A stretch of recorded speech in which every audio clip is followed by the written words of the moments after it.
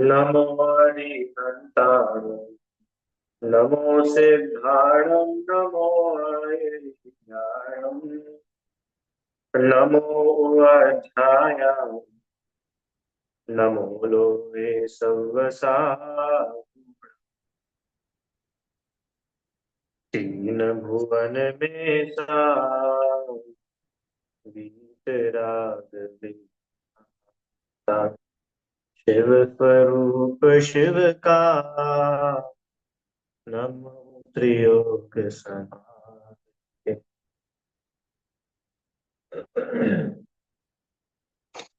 पंडित दौलत राम जी द्वारा रचित यह छह ढाला ग्रंथ है। और इसकी तीसरी ढाल में सम्यक दर्शन का स्वरूप चल रहा है। कल तक की क्लास में हम लोगों ने सम्यक दर्शन के 8 अंग क्या क्या होते हैं ये पढ़ा था। ठीक है।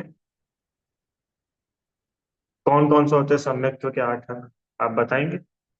अच्छा, एक एक ही बता दीजिए। एक एक जना एक एक बता दो बस। बोलिए।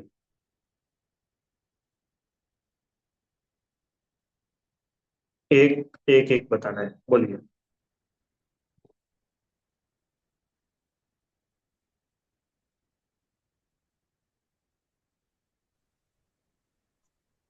बोले। हाँ, बोलिए बोलिए बोलिए। निशंकितम पहला अंग। ठीक है, निशंकित अंग का मतलब? जिसमें जिन वचन पे शंका नहीं करे, तत्व पे अश्रद्धा नहीं करे, वो निशंकितम। बहुत बढ़िया, अच्छा बताया। जिनेंद्र भगवान के वचनों में शंका नहीं करना, वह निशंकित अंग। दूसरा कौन सा है? हाथ, हैंड रेस कर लीजिए आप लोग। बोलिए जय श्री आंटी जी। दूसरा अंग कौन सा है? वापस एक मिनट। हाँ, बोलो बोलो। अनम्यूट करिए, अनम्यूट। नी सेकंड है निकांक्षित अंग। हम्म। थर्ड है निरचिकित्सा। नहीं, नीकांक्षित का मतलब? हम जैन धर्म के रूल्स फॉलो करते हैं, उसमें कुछ डाउट नहीं करना, कुछ आकांक्षा नहीं करना कुछ। हाँ, आकांक्षा मतलब जिन धर्म के फल में हाँ, धर्म के साथ सांसारिक। में जाके भगवान के पास से कुछ आकांक्षा नहीं रखना। हाँ, बढ़िया, इसको बोलते हैं दूसरा निकांक्षा नीकांक्षित। बोलो, ठीक है, तीसरा। नहीं बोल। अच्छा, एक मिनट एक मिनट, म्यूट हो गया।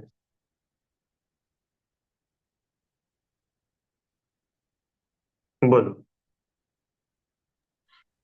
निर्वचिकित्सा अंग। हम्म। मुनियों का शरीर, गंदा शरीर देख के अपने को उसको अब खराब मन में विचार नहीं लाना। आ, बढ़िया। आ, घृणा भाव नहीं करना। घृणा नहीं करना, ग्लानि हाँ, नहीं करना। ग्लानि नहीं ये करना। निर्वचन, बढ़िया। बताइए चौथा अंग कौन बताएगा भाई? अतिशय, बोलो।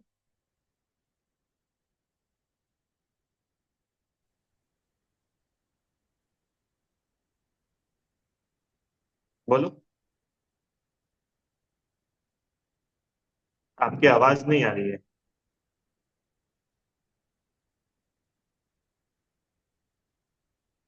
चलिए, और कौन बताएगा चौथा? ऐसा नहीं हो अपन आगे आगे बढ़ते जाए और पीछे पीछे का सब भूलते जाए। वैसे भी तीसरी ढाल बहुत बड़ी है। बोलो भाई जल्दी, ऐसे तो फिर कैसे मजा आएगा।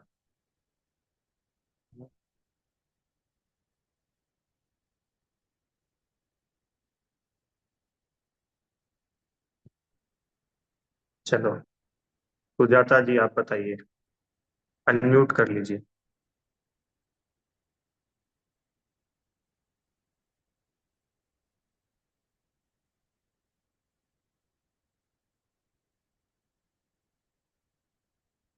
अनम्यूट नहीं हो रहा है क्या? कहाँ है भैया?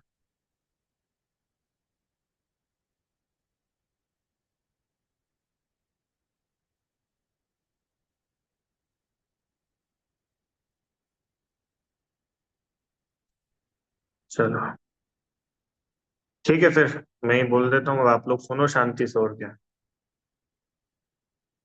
है। बाकी लोगों का क्या है। एक तो क्या है, वीडियो बंद रहता है तो मुझे समझ ही नहीं आता है कि सुन कौन रहा है, क्या सुन रहा है, कितना सुन पा रहा है, कितना समझ में आ रहा है। तो क्या है, वो एकदम समझ में नहीं आता ना भाई, अपन ने जो बोला वो सामने आप तक पहुंची भी कि नहीं बात। अगर संभव हो आप लोग तो वीडियो ऑन कर लीजिए, नहीं है तो फिर ठीक है, कुछ जेन्युइन रीजन हो तो। चलो, तीसरा अंग है निशंकित, निकांक्षित, निर्विचिकित्सा, अमूढ़ दृष्टि। चौथा, अमूढ़ दृष्टि मतलब तत्व और कुतत्व में सही गलत का निर्णय होना। बराबर। पांचवा, उपगुहन, अपने गुणों को और दूसरों के दोषों को ढांकना। छठा, स्थितिकरण। स्थितिकरण मतलब कोई अगर धर्म से गिर रहा हो, कोई माने अपन या कोई और भी, तो पुनः धर्म में दृढ़ करना, स्थित करना, दैट इज स्थितिकरण। फिर वात्सल्य, ये तो अपन ने परसों ही पढ़ा था। वात्सल्य मतलब साधर्मियों के प्रति प्रेम रखना। कैसा प्रेम? जैसे गाय अपने बछड़े के लिए रखती है, बिना किसी एक्सपेक्टेशन के, बिना किसी अपेक्षा के, दैट इज वात्सल्य। अच्छा, साधर्मी में कौन कौन आते हैं? साधर्मी में कौन कौन आते हैं? कि वे सभी जो जिन धर्म फॉलो करते वे सब साधर्मी है। समझ में आया? अच्छा, अपने घर के लोग अपने साधर्मी है कि नहीं? कई बार ऐसा हो जाता है कि घर वालों से तो बैर बना रहता है और बाहर की दुनिया के लिए हम बहुत अच्छे हो जाते हैं। अरे सबसे पहले साधर्मी अपने घर वाले हैं। अपने बच्चे, अपने पति, पत्नी, मम्मी, पापा, ये हमारे सबसे पहले साधर्मी है। इनसे प्रेम रखना। और सबसे लास्ट जो कल पढ़ा था, प्रभावना। प्रभावना मतलब जिन धर्म का प्रकाश, जिन धर्म को जन जन तक पहुंचाना। कैसे पहुंचेगा जन जन तक? कि जब हम खुद जिन धर्म से प्रभावित होंगे, तो ऑटोमेटिकली वो जिन धर्म हमारी क्रियाओं से सब तक पहुंचेगा। ठीक है। अब यहाँ तक कोई क्वेश्चन है क्या किसी को? क्योंकि अब टॉपिक थोड़ा सा चेंज होने वाला है। क्लियर है यहाँ सब? चलिए, अब अपने को बात करनी है सम्यक दर्शन के 25 दोष। 25 दोष मतलब कि ये 25 चीजें ऐसी अब आने वाली है, अगर ये होती है तो सम्यक्त्व में दूषण लगता है, सम्यक्त्व में दोष पैदा होता है, सम्यक्त्व मलिन हो जाता है। बराबर। तो भैया क्यों बता रहे हो ये 25 दोष? ये दोष इसलिए बता रहे हैं कि हमको ध्यान रहे कि कहीं ऐसा काम हम ना करें, क्योंकि इससे सम्यक्त्व में दोष लगेगा। और जब सम्यक्त्व में ही दोष लग गया तो वो मोक्ष मार्ग में ही दोष आ गया ना। तो अब जब मोक्ष मार्ग निर्दोष नहीं रहा, फिर मोक्ष कैसे होगा? बराबर। इसके लिए सम्यक दर्शन के 25 दोषों की चर्चा है। ठीक है, छंद तो यही है। ये 13th जो छंद था, इसकी तीसरी लाइन देखते हैं, दूसरी लाइन। इन गुण ते विपरीत दोष वसु, तिनको सतत खिपावे। यहाँ से 25 दोष शुरू हुए। 25 दोष कौन कौन से होते हैं ये अपन पढ़ चुके हैं। हम्म। ध्यान है क्या? 25 दोष देखो, छंद दिखाते हैं आपको। ये वसु मद टारी निवारी त्रिशठता, शठ अनायतन त्यागो, शंकादिक वसु दोष बिना, संवेगादिक चित्पाव। वसु मद, 8 मद, 3 मूर्ता, लिखा है त्रिशठता मतलब 3 मूर्ता, 6 अनायतन, और शंका आदि 8 दोष। हो गए 25।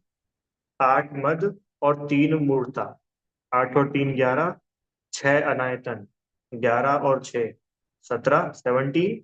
और शंका आदि 8 दोष, 17 और 8 25। अब इसी शंका आदि जो दोष है उसको सबसे पहले यहाँ पे बताया। क्यों? कि हम गुणों को तो बता के आए थे। अब दौलत राम जी ने अपने लिए होमवर्क दिया। क्या होमवर्क दिया? कि अब ये 8 दोष हम नहीं बताएंगे, ये जो 8 गुण थे ना, इन 8 गुण के विपरीत जो है वो 8 दोष है। जैसे क्षमा गुण है, क्रोध दोष है। समझ में आए? तो हमने क्षमा बता दिया, अब जो कुछ भी क्षमा से ऑपोजिट है वो क्रोध है। ऐसे ही ये 8 गुण जो हम बता के आए, कौन कौन से 8 गुण? यही 8 अंग: निशंकित, निकांक्षित, निर्विचिकित्सा, अमूढ़ दृष्टि, उपगूहन, स्थितिकरण, वात्सल्य, प्रभाव। इन 8 गुणों के विपरीत वो 8 दोष है। तिनको सतत खिपावे, ये बड़ी बढ़िया लाइन है।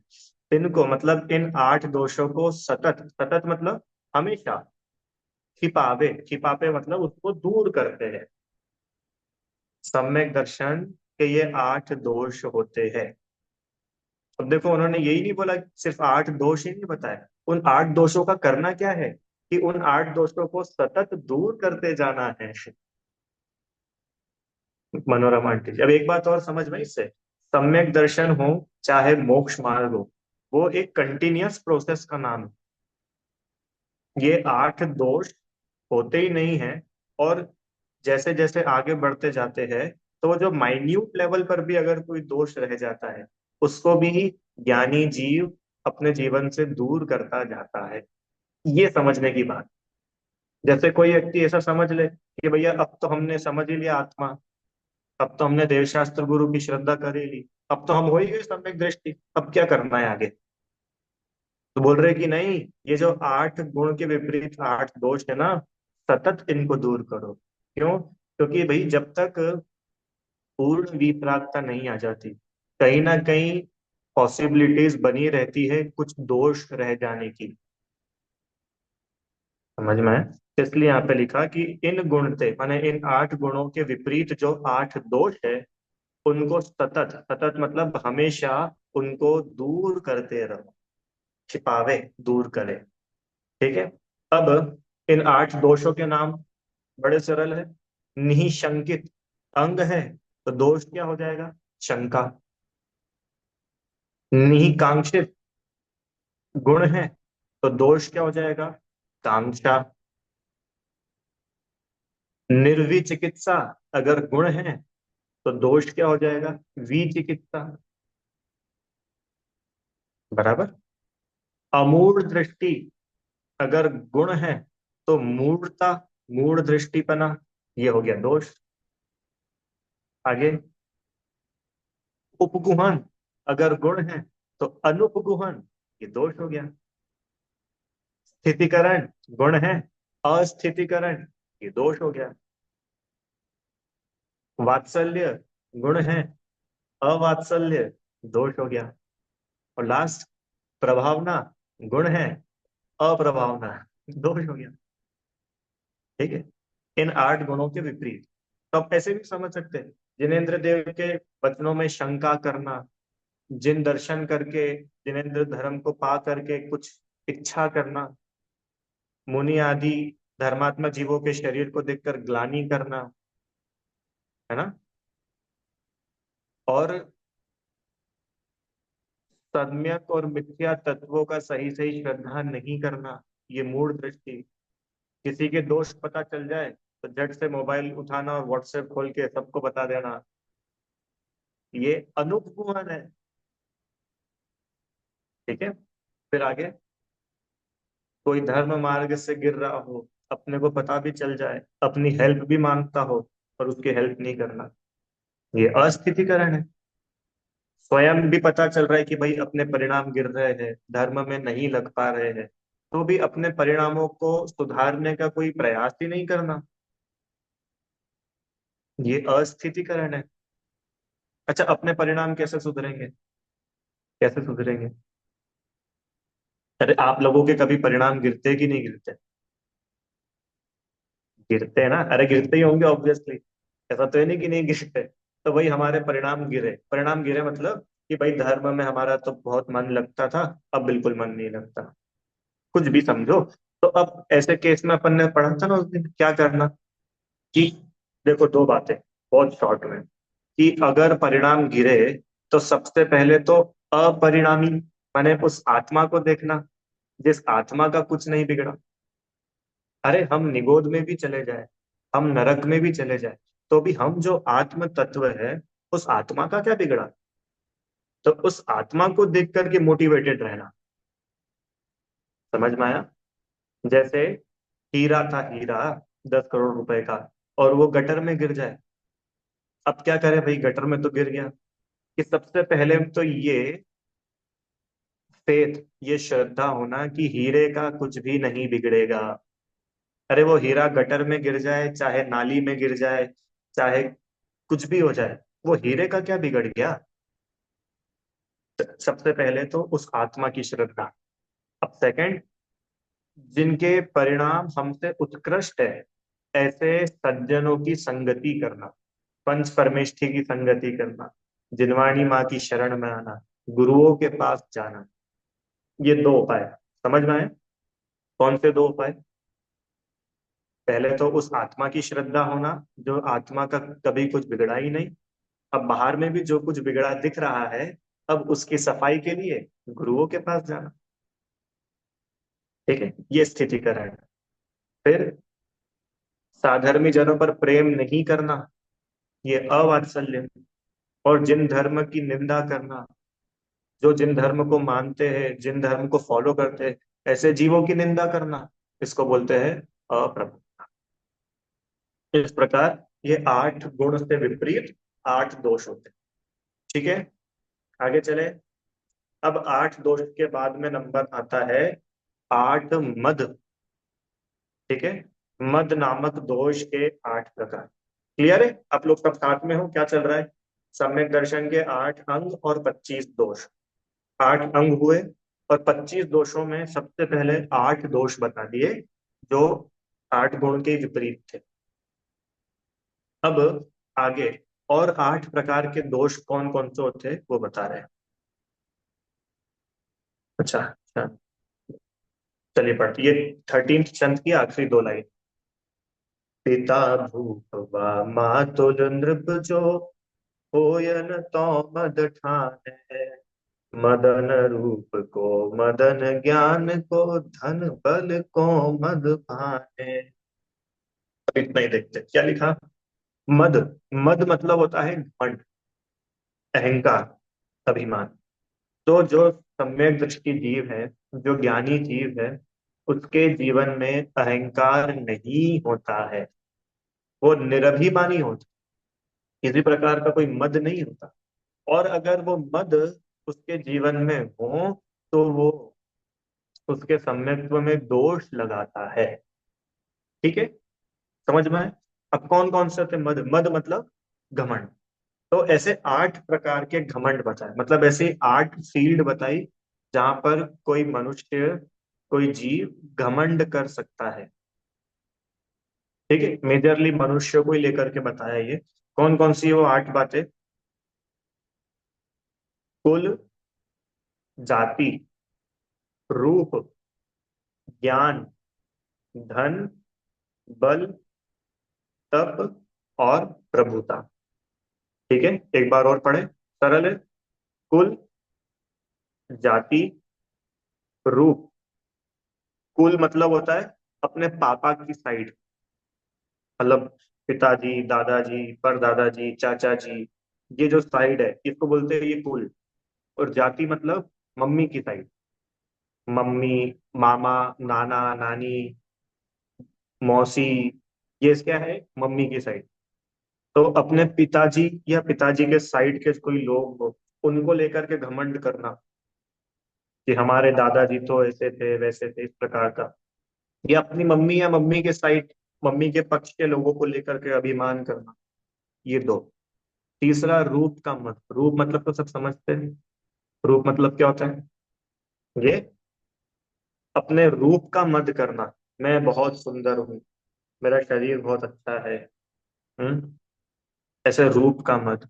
ज्ञान का मत मतलब ज्ञान, अरे हमने बहुत ज्ञान है, हम तो भाई, हमने तो जिस दिन 6 ढाला ली, 6 दिन में तो 6 ढाल हमने याद कर ली। ऐसा अभिमान करना। हमको तो भैया एक एक, तुम तो पूछो, हम पेज नंबर के साथ बता देंगे। तो ऐसा अभिमान कर, काय का अभिमान करना? ज्ञान का अभिमान। ये कहलाता है ज्ञान का मद। धन का मद। धन का मद तो समझ में आता है पढ़ करके। अपने पास धन आदि हो तो उसका अभिमान करना, हम बहुत धनवान, हम बहुत बड़े, ठीक है। बल, अपने पास बल हो, ताकतवर हो, अपन बहुत शक्तिशाली हो, उसका अभिमान करना। तब तपस्या कर सकते हो कभी, कोई जीव होते हैं ना भाई कि वो 10-10 उपवास कर लेते हैं। हम्म। तो ऐसा अगर हम तप कर ले तो उस तपस्या का ही अभिमान करने लग जाए, वो कहलाता है तप का मद। और लास्ट है प्रभुता।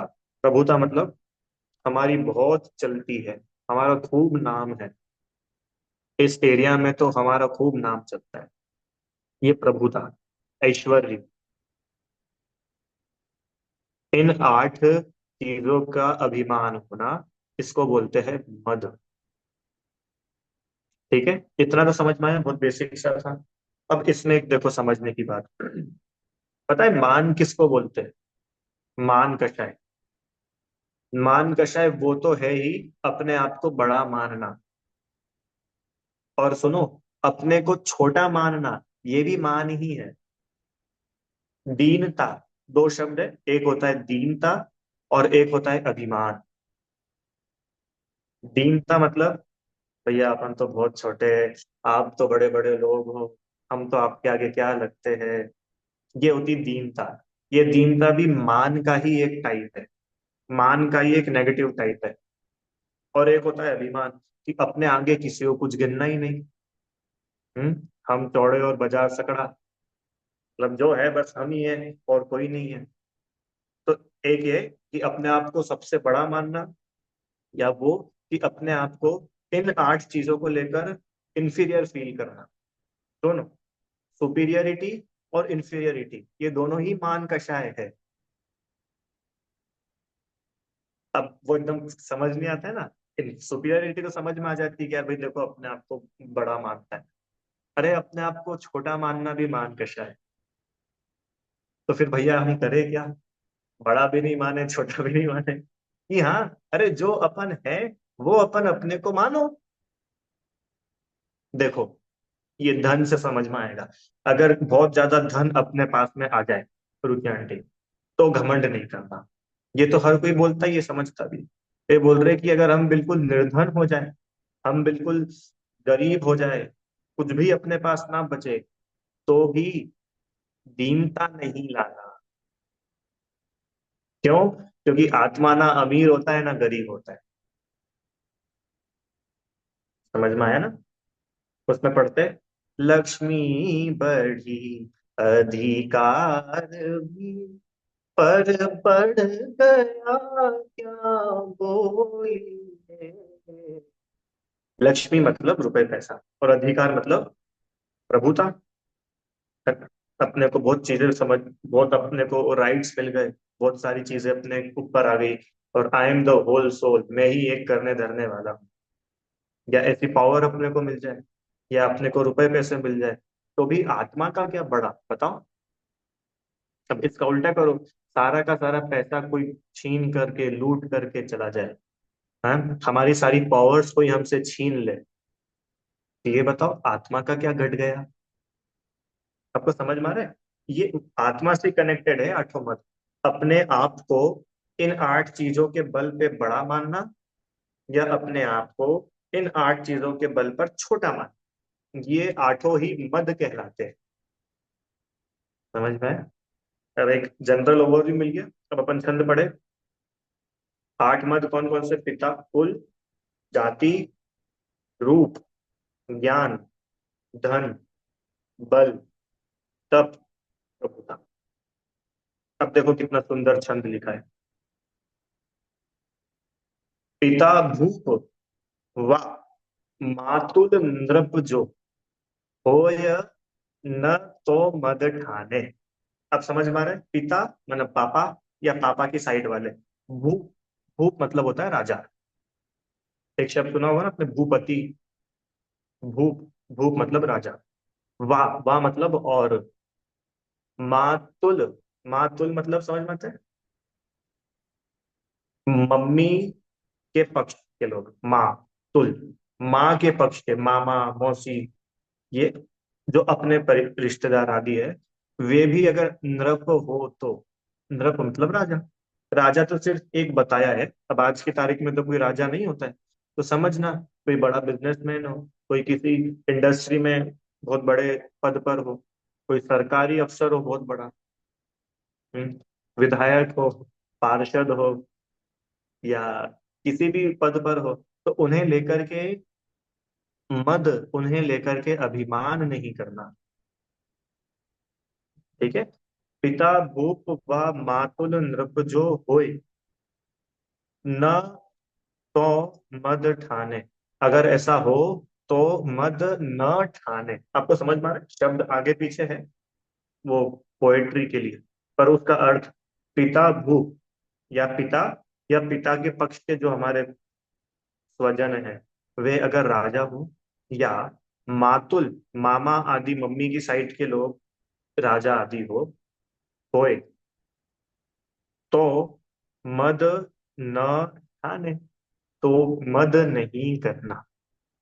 अब इसका उल्टा करो, पापा की साइड के अथवा मम्मी की साइड के जो हमारे लोग हैं, वे बहुत गरीब हो, तो उस गरीबी से अपने आप को छोटा नहीं मान। समझ में आ रहा है? अब आप इमेजिन कर सकते हो एक सम्यक दृष्टि जीव की लाइफ कितनी बैलेंस्ड और कितनी हैप्पी होती होगी। क्योंकि देखो अपनी लाइफ में सारे मैक्सिमम दुख ये इन्हीं 25 दोषों और 8 गुणों के, ये 25 दोषों के आसपास घूमते। पैसा किसी के पास है तो उसको देख करके या तो जलन करते हैं, और अपने पास हो तो अपन अभिमान करने लग जाते हैं। तो अभिमान कर कर भी हम दुखी ही होते हैं, और जलन करके भी, जेलेसी से भी अपन दुखी ही तो होते हैं। और उन्होंने बोल दिया कि भाई सम्यक दृष्टि वो घमंड करता है उसको मद ही नहीं है। अब भले ही लक्ष्मी हो चाहे लक्ष्मी ना हो, बड़ा पद मिल जाए चाहे बड़ा पद ना मिले, वो मजे में है। समझ में आया क्या? हो गया। अब देखो, अब ये सेकंड लाइन में अब आप लोग मुझे बताना कौन कौन सा मद है। पहली लाइन में तो दो हो गए, कुल का मद और जाति का मद, पिता और माता। अब नेक्स्ट लाइन देखो, मद न रूप को, मद न ज्ञान को, धन बल को मद भाने। क्या क्या हो गए? चार हुए। मद न रूप को, ना रूप का मद करता है। मद न ज्ञान को, न ज्ञान का मद करता है।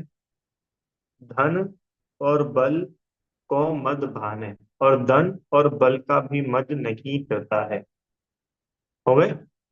पहली लाइन में दो और दूसरी लाइन में चार, टोटल कितने हो गए? 6 हो गए। अरे हुए कि नहीं? हो गए ना। कौन कौन से? कुल का मद, जाति का मद, रूप का मद। रूप का मद मतलब कि अपने रूप का, सिंपल है। ज्ञान का, धन का, या बल का मद नहीं करता।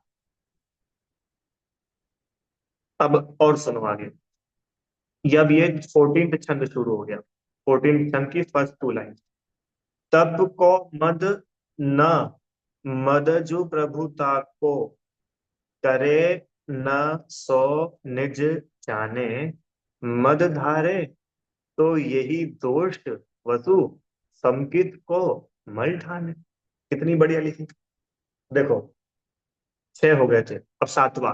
तप को मद न, तप का मद नहीं करता।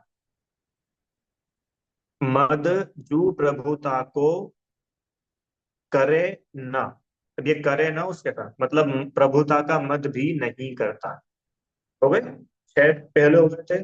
तप का मद नहीं करता, प्रभुता का मद नहीं करता, तो भैया करता क्या है? ये तो बताओ क्या करता है? निज जाने, अपना आत्म स्वरूप को जानता है, आत्मा को जानता है। वो ये जानता है कि आत्मा का स्वभाव इन आठों से ही भिन्न है। समझ में आ रहा है? अच्छा, धन आत्मा से अलग है कि आत्मा से जुड़ा हुआ है? धन आत्मा का स्वरूप है क्या? धन, अच्छा बल, बल तो आत्मा का स्वरूप है, आत्मा का स्वभाव है कि नहीं बल, है ना? अगर बल आत्मा का स्वभाव हो तो सिद्ध भगवान के पास कहाँ है?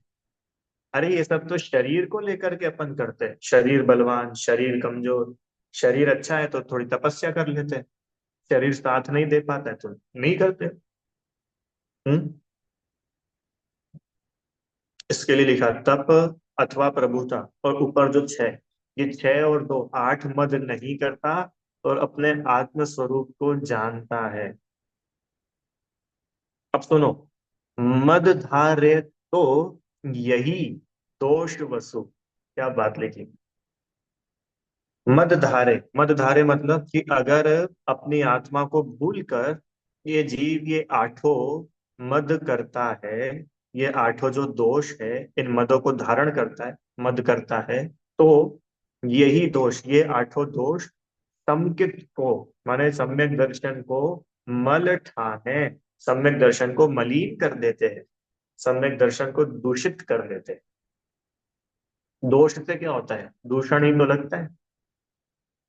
समझ में आया? कितनी सरल लिखी है, तीन छह ढालाएं लिखी गई। पंडित दौलत राम जी, पंडित ध्यानत राय जी, पंडित बुद्धजन जी। ध्यानत राय जी के सबसे पहले लिखी गई थी, उसके बाद बुद्धजन जी ने लिखी, और फिर सबसे लास्ट में दौलत राम जी ने लिखी। और दौलत राम जी की छह ढाला सबसे ज्यादा फेमस हुई, ये कारण है कि इतनी सरल भाषा में है कि आप पढ़ते जाओ, समझते जाओ। अभी कल संडे है ना, आप लोग मंदिर सब जाएंगे ही, तो मंदिर जा करके आप छह ढाला का पाठ करना, जितना अपन अभी तक पढ़ चुके, पहली दूसरी ढाल और तीसरी भी आधी हो गई लग, आप पढ़ते जाएंगे और आपको समझ में आता जाएगा, कितनी सरल है। ठीक है, समझ में आ गए वर्ड्स के मीनिंग?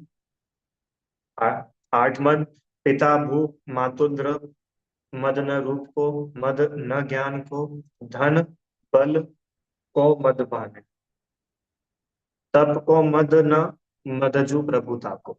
छह और दो आठ। अभी अभी सिर्फ अपन ने बिल्कुल बेसिक सिंपल सिंपल पढ़ा है, अब इनका थोड़ा डिटेलिंग बची है, वो अपन अब करते हैं। भी है ना टाइम अपने पास, 4 मिनट है। देखो कितना होता है। सम्यक दृष्टि जीव पिता पक्ष या मामा पक्ष के राजा आदि होने पर अभिमान नहीं करता, शरीर का, सौंदर्य का, ज्ञान का अभिमान नहीं करता। देखो अब अपन एक एक लिंक करते जाते हैं। पिताजी की साइड के कोई राजा आदि हो तो क्यों अभिमान नहीं करेगा? क्यों अभिमान नहीं करे? हाँ, एक लाइन में इसका उत्तर है, जहां देह अपनी नहीं, बोलो, तहां न अपना कोई, घर संपत्ति पर प्रकट है। पर अब भैया अपने हो तो उनको लेकर अपन घमंड करें? अपने हैं कहाँ कि भैया हमारे तो है, कोई पड़ोसी के थोड़ी है। अरे आप आत्मा को देखो, आत्मा के पापा कहाँ होते हैं? और अच्छा आत्मा के पापा होते तो अपने तो अनंत जन्म हुए, किस किस को पापा बोलेंगे? अनंत जन्म में अनंत मम्मियां हो गई अपनी, किस किस को मम्मी मनाए, किस किस को मामा बोले, मनोरमा आंटी, किसको दादा दादी बोले, बोलो। हैं? अरे इस जन्म में थोड़ा सा बुद्धि मिल गई तो अपन लोग ये अभिमान करने लग जाते हैं। हम्म। और ये अभिमान योग्य नहीं है करना। क्यों योग्य नहीं है करना? कि भैया इससे कर्म बंधन होता है, और ये जो अपने को मिला भी है, ये तो संयोग रूप में मिला है, वास्तव में देखे तो ये है कहाँ, आत्मा के अस्तित्व के टोटल बाहर है। अरे समझ में आ रहा है क्या? आत्मा के मम्मी पापा होते हैं, आत्मा के मामा जी। अच्छा, आदिनाथ भगवान की माता जी का नाम बताओ, तो अपन बोल देंगे माता मरु देवी। अब माता मरु देवी वो आत्मा की माता नहीं थी? क्या गजब है। प्रवचन सार जी ग्रंथ, प्रवचन सार जी पता है कुंद कुंद आचार्य देव ने क्या लिखा? देखो आपको सुना तो बहुत बढ़िया बात है। देखो क्या लिखा है ग्रंथ, लास्ट लास्ट का अधिकार है, 200, 201, 202, ये दो तीन गाथा है। उसमें आचार्य देव बोल रहे कि हे जीव, यदि तुम संसार के दुखों से हर प्रकार से मुक्त होना चाहते हो, है ना, तो तुम श्रामण्य को अंगीकार करो, माने तुम इस पवित्र मुनि धर्म को धारण करो, अगर तुम ईमानदारी से संसार के दुखों से मुक्त होना चाहते। ठीक है महाराज, क्या करना होता है मुनि धर्म धारण करने के लिए? कि सुनो, अपने घर वालों को, अपने घर वालों से छूट करके आओ और अपने बंधुजनों को बता करके आओ। तुम ऐसे ही आ जाओगे कि ठीक है महाराज हमको दीक्षा दे दो, हम ऐसे दीक्षा नहीं देने वाले। पहले घर जाओ, अपने फैमिली वालों से छूट करके आओ, वो तुमको पकड़े बैठे हैं, पहले उनको छोड़ करके आओ। अपने फ्रेंड्स को, रिश्तेदारों को, सबको बता करके आओ, नहीं तो कल को तुम कुछ गलत काम करके आ जाओ और फिर यहाँ पर संघ में लड़ाई झगड़ा हो, तो भैया सबको पहले बता दो। ठीक है? तो ठीक है, अब वो जो शिष्य है वो आचार्य देव की आज्ञा से अपने घर जाता है, रिश्तेदारों को, मम्मी पापा, पति पत्नी सब, पति तो क्या, पत्नी बच्चे, इनको बोलना है क्या? अब सुनो क्या बढ़िया बात लिखी अमृत चंद्र आचार्य ने। हे, इस देह, हे इस आत्मा के शरीर को जन्म देने वाले माता पिता की आत्मा, सुनो क्या बोला उन्होंने। हे, इस आत्मा के शरीर, आत्मा का शरीर मतलब ये जो आत्मा के साथ शरीर लगा हुआ है, इस शरीर को जन्म देने वाले माता पिता के शरीर में रहने वाली आत्मा। चार बातें हुई। ऐसा नहीं है कि बस मैं और पापा, मैं और मम्मी, मैं में ये शरीर और आत्मा, और मम्मी में भी मम्मी का शरीर अलग आत्मा अलग। हे, इस देह को रमण कराने वाली स्त्री की आत्मा, पत्नी के लिए क्या बोला? आत्मा जिस शरीर में है, इस शरीर को रमण कराने वाली स्त्री की आत्मा। अब आप समझ रहे हो वो क्या गजब दृष्टि है आचार्य देव की। हम्म, काय का अभिमान करे, गजब। क्या लिखा? सम्यक दृष्टि जीव पिता अथवा माता, माता के पक्ष के राजा आदि होने पर अभिमान नहीं करता, कि वो उन्हें अपना ही नहीं मानता। वो अपना मानेगा ही नहीं तो क्यों उससे अभिमान करेगा? एक बात। दूसरी बात, शरीर का सौंदर्य हो, अब बताओ भाई, शरीर सुंदर हो तो अभिमान क्यों नहीं करे? आपको मालूम है, शांतिनाथ, कुंतुनाथ, अरानाथ, ये तीर्थंकर थे, कामदेव थे, चक्रवर्ती थे। कामदेव मतलब विश्व का सबसे सुंदर प्राणी, तो उसका नाम है कामदेव। अब भक्तामृत स्तोत्र पढ़िए, उसमें लिखा है ना कि हे भगवान, इस विश्व के सबसे सुंदर परमाणुओं से मिलकर के आपकी ये देह बनी है।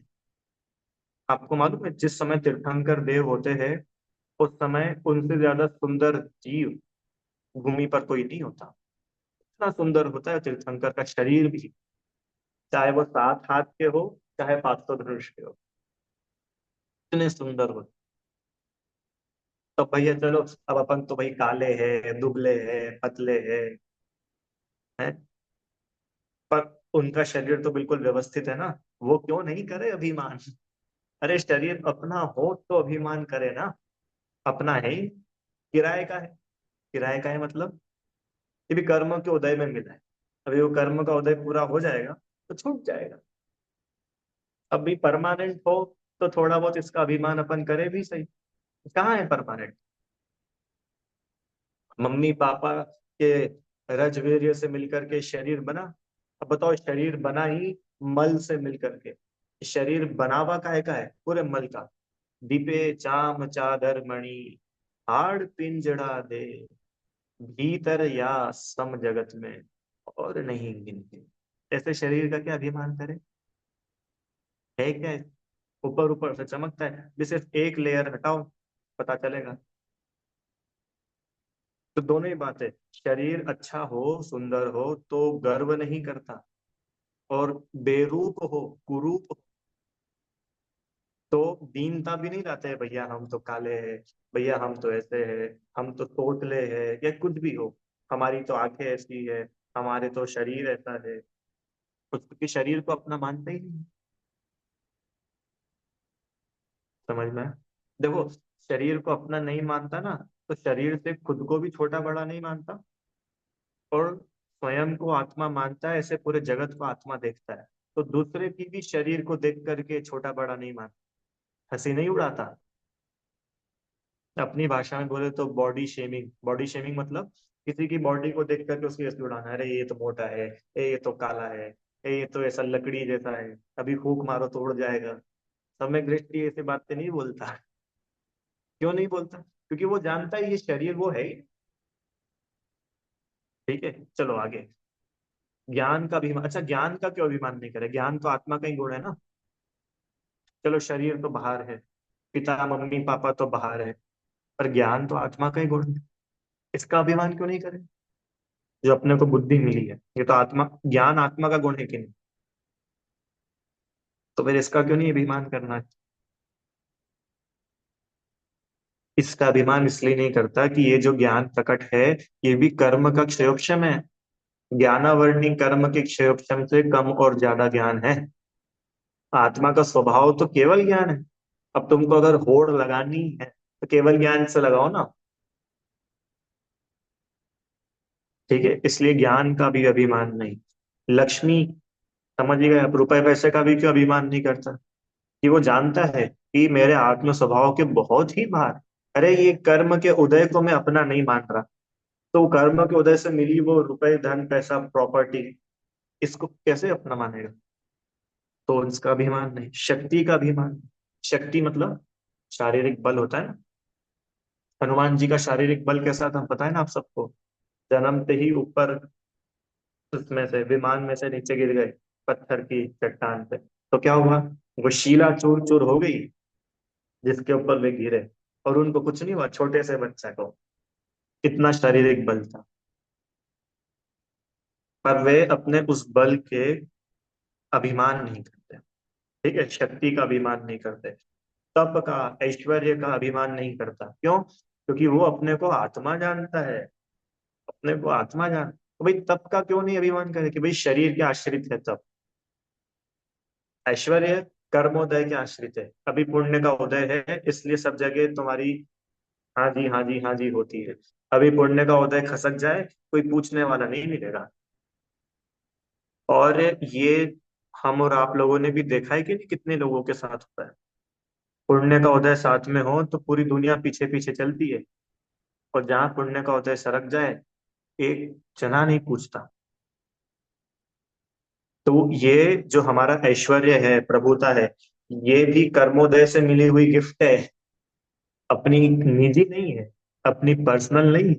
इसके लिए सम्यक दृष्टि ज्ञानी जीव इन सब चीजों का अभिमान नहीं करता। वह अपने को आत्मा जानता, और यदि यह उनका अभिमान रखता है तो ये आठ मद नाम के दोष इसके सम्यक दर्शन को दूषित करते हैं।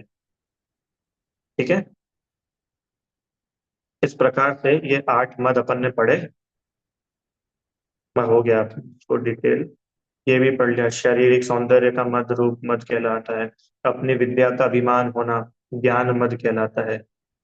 अपनी धन संपत्ति का अभिमान करना सो धन मद। अपने शारीरिक शक्ति पर गर्व वो बल मद। ठीक है, अपने व्रत उपवास आदि तप का गर्व करना सो तप मद। अपन तप व्रत उपवास नहीं कर पाओ तो दीनता नहीं रखनी, और अपन व्रत तप उपवास बहुत बहुत कर लो तो अभिमान नहीं कर। ठीक है, कभी अपना कंपैरिजन नहीं करना दूसरों से कि भाई ये तो इतना कर लेते अपन कर ही नहीं पाते। कभी नहीं। अपने बड़प्पन और आज्ञा का गर्व प्रभुता का मन, हमारी सब बात मानते हैं। इस प्रकार ये आठ मद होते हैं। जो जिन इन आठ का गर्व नहीं करता, वह आत्मा का ज्ञान कर सकता है।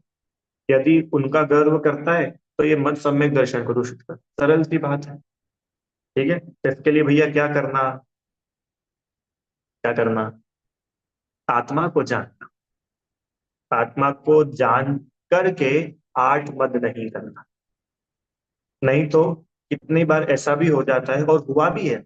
अरे इसी छड़ाला में भी आगे आने वाला है। मुनि व्रत धार अनंत बार ग्रीवक उपजायो। ये जीव अनंत बार मुनि भी बना, और ऐसा वैसा नहीं, बिल्कुल अच्छी कठिन चर्या पालने वाला।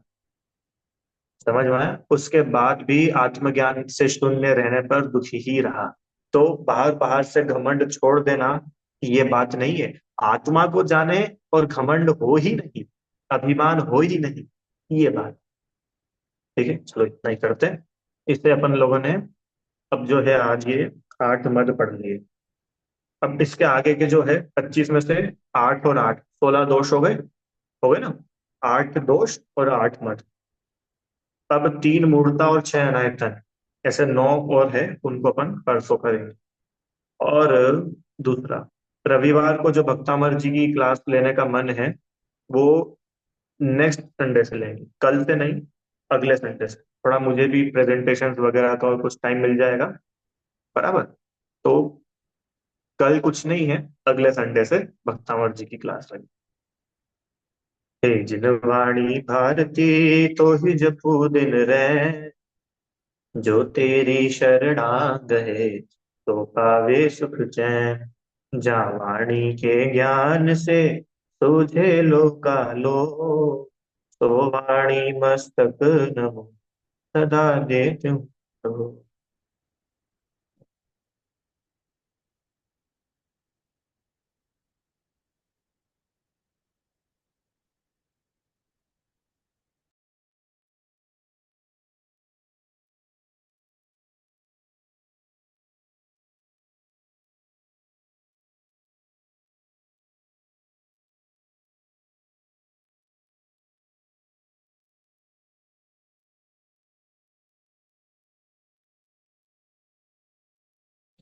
जय बोलिए द्वादशांगमयी जिनवाणी माता की जय हो। महान जैन धर्म की जय। जय जय।